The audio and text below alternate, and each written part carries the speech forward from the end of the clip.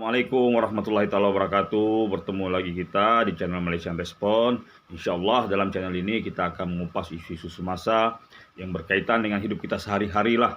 Ya, tidak semestinya politik, tapi boleh jadi apa-apa isu yang berkaitan dengan kehidupan sehari-hari. Kepada rekan-rekan yang baru masuk dalam channel ini dan mudah-mudahan suka konten dia bermanfaat, silakan saya mohon di subscribe. Kalau mau share sangat saya lalukan. Nah, pada edisi kali ini agak sedikit berbeda. Saya tampil dengan kaos sepak bola, tapi tidak bermaksud saya mau jadi presenter sepak bola. Nah, tentang demo yang ada di Indonesia. Seperti yang kita tahu sekarang ini di Indonesia terjadi demo massal, demo besar-besaran menentang aturan pemerintah yang membabitkan tentang aturan buruh, yaitu Omnibus Law. Nah, saya tidak perlu membahas apa itu Omnibus Law, rasanya sudah ramai yang tahu, apa dampaknya, apa kekurangannya, siapa yang melaksanakannya, siapa yang membantahnya. Tapi yang saya mau bahas adalah budaya demo, ya.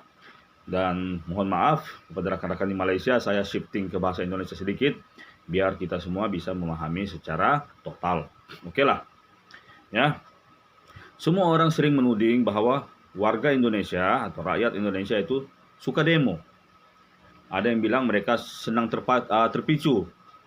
Permasalahan kecil langsung demo. Ya. Harga sembako naik, demo. Kalah sepak bola, demo. Ya. Apa-apa masalah sering disalurkan melalui peraturan apa itu cara demo. Saya sempat menanyakan orang yang paling dekat ke saya, yaitu istri saya sendiri, dia seorang warga negara Indonesia. Saya tanya ke dia, "Yang kenapa sering demo?" Katanya, "Ya kalau sudah tidak ada cara, kalau tidak didengarkan, maka kita turun ke jalan. Biar suara itu didengarkan daripada diam dan langsung ditindas." Oke, satu alasan yang munasabah. Tapi di mana-mana kita tahu persentase demo itu sukses mengadakan apa yang diinginkannya sangat kecil. Tapi di Indonesia berbeda, tuan-tuan dan puan-puan, karena pernah terjadi dua kejadian pendemo sukses melaksanakan sesuatu. Dan kesuksesannya bukan sukses yang kaleng-kaleng. Mereka sukses melengsarkan dua presiden lewat demo. Pertama, korbannya adalah proklamator Indonesia sendiri, yaitu Insinyur Soekarno. Ya, dia turun setelah demo besar-besaran yang beruntun daripada kejadian Gestapo, Gerakan September 30. Ya, apabila PKI memainkan peran, lalu Presiden penggantinya yaitu Jenderal Soeharto lewat dikri daripada MPR dan demo besar-besaran dari grup yang menamakan diri mereka KAMI ataupun Kesatuan Aksi Mahasiswa Indonesia sukses melengsarkan Presiden Soekarno. Yang kedua, Soeharto sendiri dilengsarkan juga lewat demo besar-besaran di Jakarta, demo Trisakti pada tahun 97. Jadi dari situ mungkin masyarakat Indonesia merasakan ada juga ya suksesnya demo ini. Jadi nggak salah kalau kita demo. Siapa tahu kita sukses menolak keinginan kita, melaksanakannya. Tapi tuan-tuan dan puan-puan, kenapa saya mengangkat soal demo ini di sini? Karena kita sebagai warga Malaysia juga sering jadi korban demo dari pihak Indonesia. Ini karena kita gagal memahami banyak hal sebenarnya ya, tentang hubungan dua hal ini. Dulu kita di demo sewaktu gerakan Ganyang Malaysia di Wikora Soekarno. Kononnya Soekarno membantah pembentukan Malaysia sebagai satu bentuk penjajahan yang baru, neokolonialisme yang baru. Jadi kita tiap hari di Jakarta diganyang sama Soekarno lewat pidatonya, demo anti Malaysia. Yang kedua, kita pernah demo sewaktu kasus batik. Khilafnya Discovery Channel di Singapura, lalu kita dituduh sebagai negara maling budaya katanya. Jadi ganyang Malaysia, ada sweeping di jalan. Saya masih ingat di Jakarta kita tidak boleh lewat, di sweeping sama pendemo. Nama pendemo ini grup bendera. Grup bendera ini kepalanya itu ada seorang bernama Mustar Benaventura. Dia dibayar sebetulnya. Jadi kita perlu pahami ya, demo yang lepas-lepas ya memang sukses. Tapi yang sekarang ini agak sulit karena pemerintah sewaktu ada demo, dia juga sering menghantar pendemonya sendiri di dalam gerakan demo itu sendiri. Contoh terbaik adalah sewaktu demo 212. Semua pendemo di barisan depan itu adalah kepala kepada pendemo 212. Tapi pemerintah memasukkan pendemo mereka bertindak anarkis memancing emosi para polisi supaya terjadi yang dinamakan brutalitas polisi. Dan disorot media secara pintar. Jadi para pendemo harus sadar, mereka diperalatkan oleh dua pihak. Pertama, orang yang mengarahkan mereka berdemo. Kedua, pihak pemerintah yang sering melakukan dua hal. Pertama, menghantar pendemonya, dan kedua, mencari kambing hitam. Dalam kampanye Omnibus Law kali ini, demo Omnibus Law kali ini, kambing hitamnya sekali lagi adalah gerakan 212. Para ulama sekali lagi di kambing hitamkan. Nah, tuan-tuan, jadi dalam konteks dua hal kita Malaysia Indonesia yang saya bilang tadi ada ketidakpahaman. Untuk memahamkannya, kita harus kaji sejarah. Ada yang pernah dengar apa itu Sumpah Palapa? Kalau satelit Palapa mungkin ada yang tahu. Satelit Palapa itu yang digunakan sama Intercom Indonesia untuk jadi satelit medianya. Ya, kita pun di Malaysia nampak satelit Palapa itu kalau langit malam.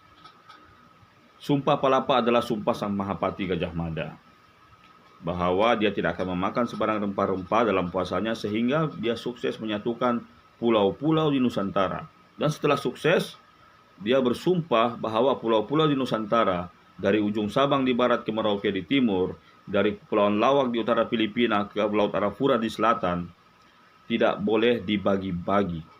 Sumpah itu sukses. Kita berinteraksi sama sendiri. Tapi akhirnya kemasukan penjajah, yaitu British dan Belanda, dan apalagi lewat perjanjian mereka pada tahun 1824 telah memecahkan negara ini bukan saja mengikut tapal batas geografi dan sejarah, tapi juga secara ideologi. Dari situlah Malaysia dengan ideologinya, Indonesia dengan ideologinya. Keadaan ini diperparah pasca kemerdekaan apabila tidak ada kepahaman sejarah antara kita semua, ya, saling menuding. Apatah lagi di pihak sebelah di Indonesia, warganya senang terpicu oleh masalah-masalah sepele. Dalam kasus Malaysia kita dituding macam-macam, kita dituding maling budaya. Negara kita dibilang negara boneka Inggris, negara kita dibilang negara pemberian Inggris kemerdekaannya lewat gelang perak. Ini sebenarnya berlaku karena kekeliruan sejarah, bukan karena perasaan benci, tidak, tapi kekeliruan sejarah yang mewujudkan perasaan benci itu. Jadi tuan-tuan, sejarah demo di Indonesia selain dua tadi, maka banyaklah demo-demo lainnya. Tapi persoalannya sekarang satu lagi, adakah demo ini sebenarnya memang budaya leluhur bangsa Indonesia? Jawabannya sudah pasti tidak. Karena di zaman Majapahit tidak ada orang demo, di zaman Sriwijaya tidak ada orang demo, tidak ada.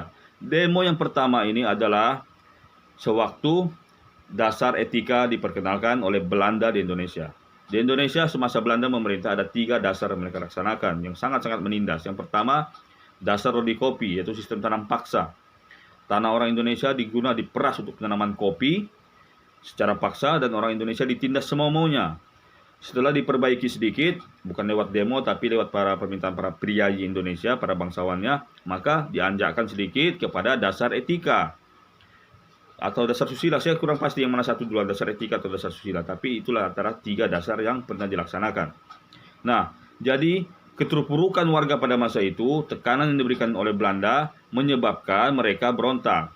Di Indonesia ada 2 jalur penentangan. Pertama, secara total, Perang Kemerdekaan Indonesia, Perang Bambu Runcing, yang berlaku di mana-mana di seluruh pelosok pulau Indonesia. Tapi sebelum perang itu terjadi beberapa demo, dan budaya demo inilah yang mengakar umbi sampai sekarang, ya, sampai dipraktikkan di Indonesia. Jadi kepada para pendemo yang sekarang lagi demo, dengarkan, ya, konsep demo itu apa, persentase kesuksesannya gimana. Ya, selain 2 demo besar yang pernah melengsarkan presiden itu, tidak ada lagi kesuksesan demo-demo yang pernah berlaku.